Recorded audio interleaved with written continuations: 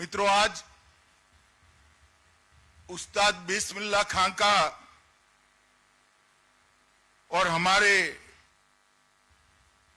उत्तर प्रदेश के पूर्व मुख्यमंत्री कल्याण सिंह जी की पुण्यतिथि है। बिस्मिल्लाह खां साहब ने भारतीय संगीत को पूरे विश्व के फलक पर रखने का काम किया था। अपने एक ही जीवन में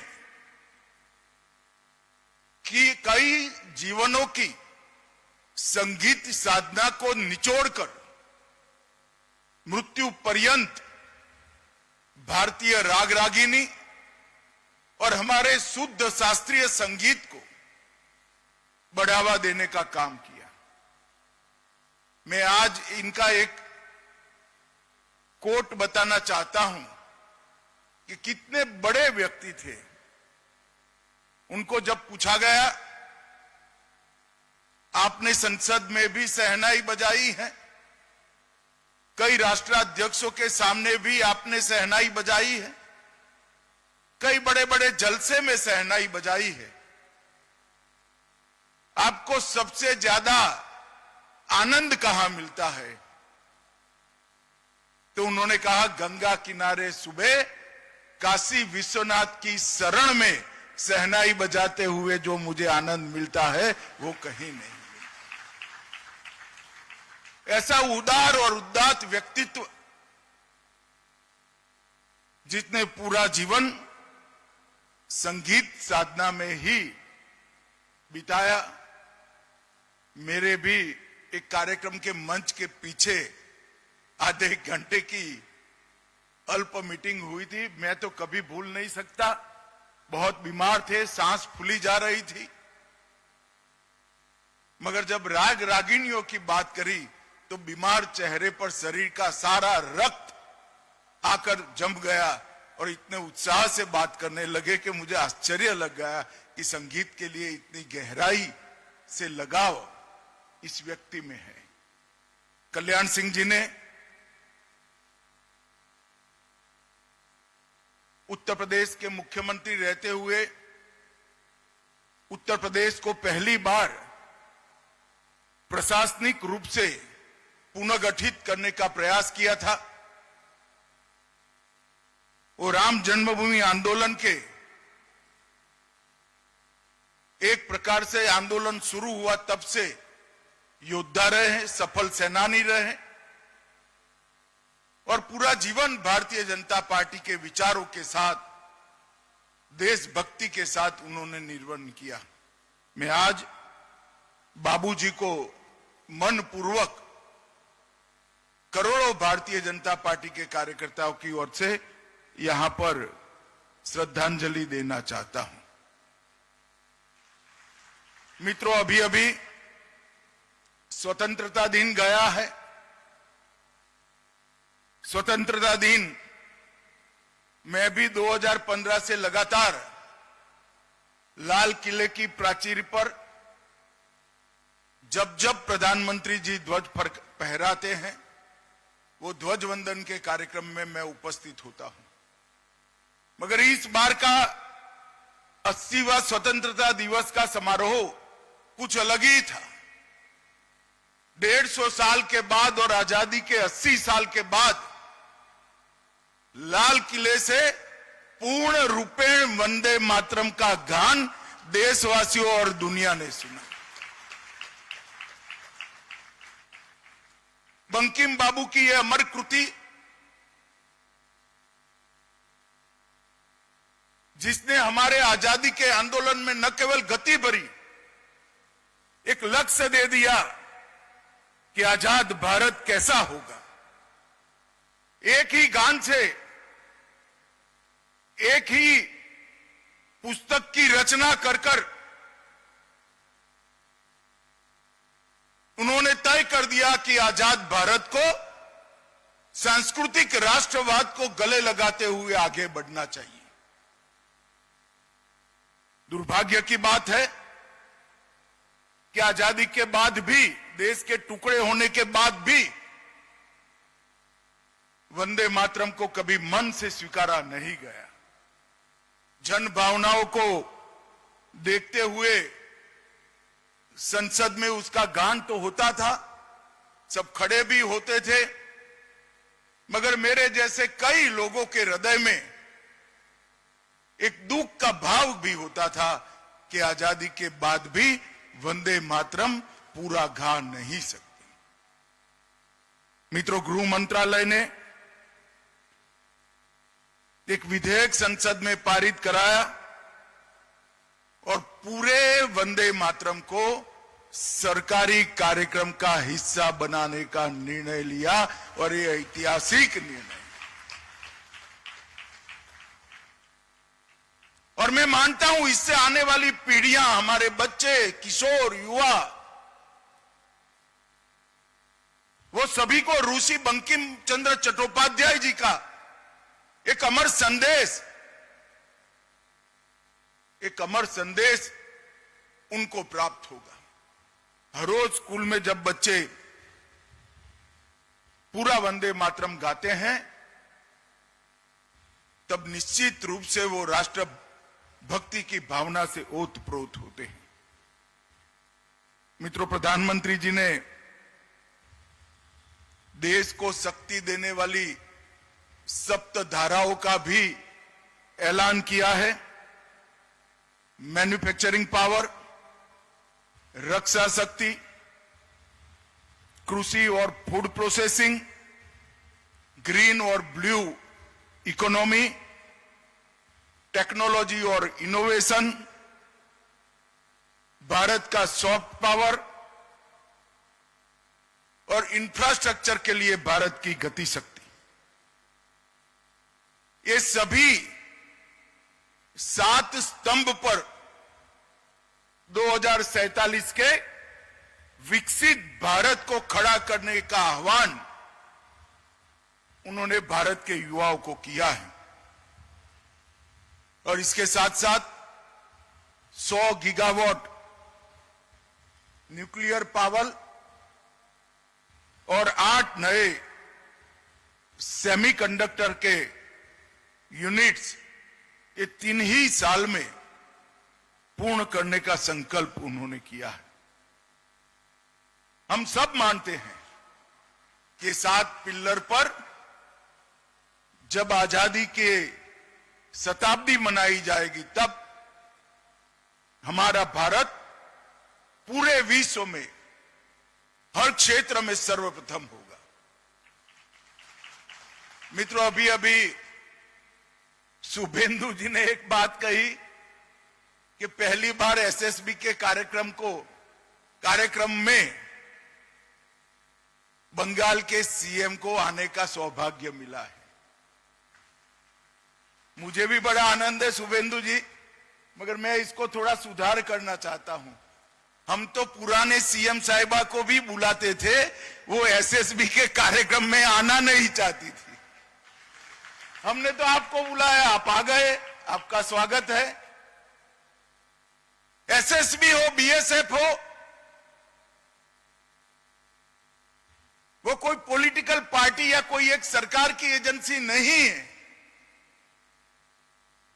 ये अहर्निश तपस्या और परिश्रम कर कर देश की सीमाओं की सुरक्षा करने वाला बल है।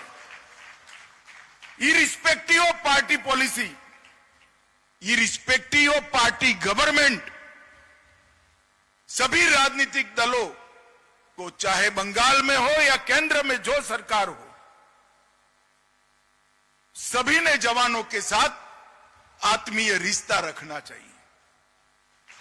और मैं शुभेंदु जी की बुरी प्रशंसा करना चाहता हूं कि जब से वो आए हैं, हमें सीमा सुरक्षा के लिए जो भी सहयोग चाहिए था गृह मंत्रालय को, हम सिर्फ फोन करते हैं, पत्र तो बाद में जाता है, पहले परमिशन मिल जाती है। सरकार के गठन के 45 दिन के भीतर ही 1129 एकड़ भूमि जो हम 2014 से मांगते थे, हमें मिलती नहीं थी। बीएसएफ और एसएसबी के लिए 1129 एकड़ भूमि शुभेंदु जी ने दे दिया। आज सुबह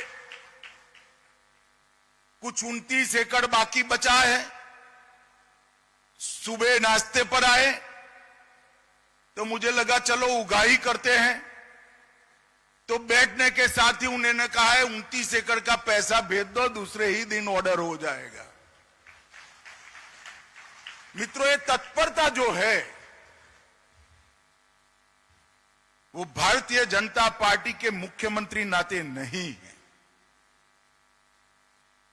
शुभेंदु जी मेरे मित्र हैं, मैं समझता हूं उनको। घंटों घंटों हमारी चर्चा हुई है पश्चिम बंगाल की समस्याओं के लिए। उनको मालूम है जब तक घुसपैठ नहीं रोकती, ना पश्चिम बंगाल सुरक्षित रह सकता है, ना भारत सुरक्षित रह सकता है। और घुसपैठ रोकने की पूर्व शर्त है कि सीमा को पूरा सीमा पर बाढ़ को पूरा लगा दिया जाए। हम ममता बनर्जी के हाथ पैर जोड़कर थक गए, मगर हमें भूमि नहीं दी। एक बार उन्होंने आग्रह रखा, मैं उनकी ऑफिस में भी पहुंच गया कि ममता जी, वो भारतीय जनता पार्टी को जमीन नहीं देना है, बीएसएफ को देना है, आप कृपया दे दीजिए। हाँ बोला, मगर गई तब तक नहीं दी। मैं आज इस मंच से बंगाल की जनता का बहुत बहुत धन्यवाद करना चाहता हूं कि आपने एक राष्ट्रीय सुरक्षा को तरजीह देने वाली सरकार को चुनकर बिठाया। मित्रों, आज सीमांत मुख्यालय सिलीगुड़ी के प्रशासनिक भवन 80 एकड़ में स्थापित किया जाएगा। 19वीं वाहिनी ठाकुरगंज का भी शिलान्यास हुआ। 12वीं वाहिनी किशनगंज का भी ई शिलान्यास हुआ और परागमन शिविर न्यू जलपाईगुड़ी का भी आज शिलान्यास करने का काम हुआ है। कुल मिलाकर 189 करोड़ के नए प्रोजेक्ट एसएसबी के जवानों की प्रशासनिक और निवासी सुविधाओं के लिए आज यहां पर शुरू हुए। और मैं जब से गृह मंत्री बना हूं तब से देख रहा हूं, 2014 में मोदी जी के प्रधानमंत्री बनने के बाद चाहे एसएसबी हो, चाहे आईटीबीपी हो, चाहे बीएसएफ हो, चाहे असम राइफल हो, सीमा की सुरक्षा करने वाले बलों की सुविधाएं गृह मंत्रालय के टॉच के क्रम की प्रायोरिटी में रहती है, टॉप मोस्ट प्रायोरिटी में रहती है। एसएसबी का एक गौरवमयी इतिहास है। 65 से लेकर मणिपुर, जम्मू कश्मीर और त्रिपुरा, 75 में मेघालय, 76 में सिक्किम, 85 में राजस्थान और गुजरात और 89 में नागालैंड, मिजोरम और दक्षिण बंगाल तक विस्तरण एसएसबी का हुआ। हर जगह एसएसबी के जवानों ने बहुत अच्छा काम किया और सीमा की सुरक्षा के लिए दिन रात लगा दी। मगर जब कारगिल युद्ध के बाद वन बॉर्डर वन फोर्स की नीति अख्तियार की गई, एसएसबी को सबसे कठिन काम दिया गया, नेपाल और भूटान के मित्र देशों की खुली सीमाओं की सुरक्षा। 2001 से 1751 किलोमीटर लंबी भारत नेपाल सीमा और 700 एकड़ लंबी भारत भूटान सीमा 2004 से। मित्रों, जहां बाढ़ होती है तब रक्षक की जिम्मेदारी थोड़ी तो कम होती है। रक्षक तो हमेशा 365 दिन चारों प्रहर जागरूक होना चाहिए। परंतु बाढ़ होती है तो फायदा तो होता ही है। एसएसबी के सर पर बाढ़ बगर की सीमाओं की निगरानी है, जो सबसे कठिन। इसलिए जब भी कुछ लोग मेरे पास आते हैं सीमा रक्षा करने वाले हमारे बलों के बारे में जानकारी लेने के लिए, तब मैं हमेशा कहता हूं कि सबसे कठिन काम मेरे एसएसबी के जवानों का है, क्योंकि वो खुली बॉर्डर की सुरक्षा करते हैं। और पूरा देश आपके समन्वय को, सुरक्षा के प्रति आपके समर्पण को और दोनों मित्र देशों के साथ हमारे सांस्कृतिक लगाव को बढ़ाने के आपके जज्बे को बहुत अच्छे तरीके से जानता है और उसका सम्मान भी करता है। मित्रों, नरेंद्र मोदी सरकार ने सिलीगुड़ी कॉरिडोर,